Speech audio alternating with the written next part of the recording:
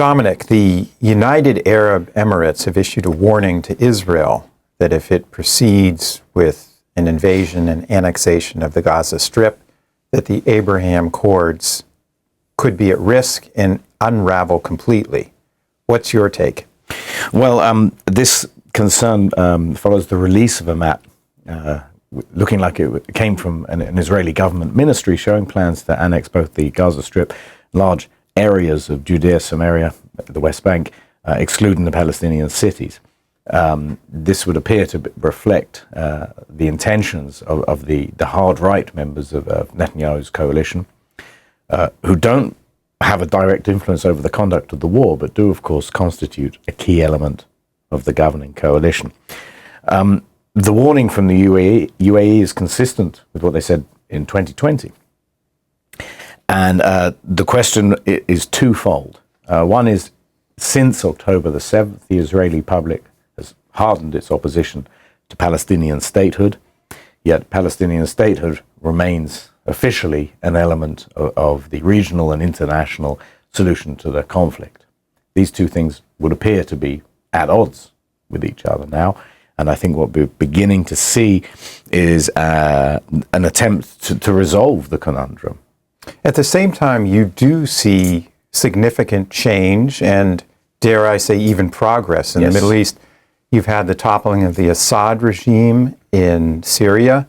You have the attack on Iranian nuclear facilities by the Trump administration, and you have momentous developments taking place in Lebanon right now, where they're seeking to disarm Hezbollah. So what's your perception of those trends and events? Yes, I mean, these are all positive indicators, and they all suggest a general direction of traffic, a general flow towards stabilizing the region and towards even a peace within the region. The question is how far and how long it takes to get to it. I don't doubt the general drift. On the other hand, some of the problems are they're not insurmountable, but they're a serious climb to get past. Fixing Lebanon, stabilizing Lebanon, and getting it functioning as a state again, for instance, while it has Hezbollah with a veto and a presence in government. That is an enormous obstacle, for instance.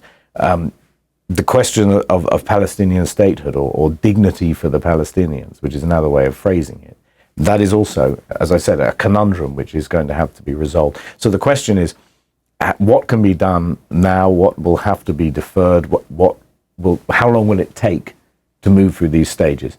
And I'm of the mildly optimistic school, which says that you can see things are heading in a constructive direction, but we shouldn't doubt the complexity of some of the problems. And we shouldn't also doubt the fact that there is a limit to what outside players can achieve. The goodwill or hostility, in fact, of outside players can either speed things up or slow them down a little, but the ultimate future of the region must lie with its peoples.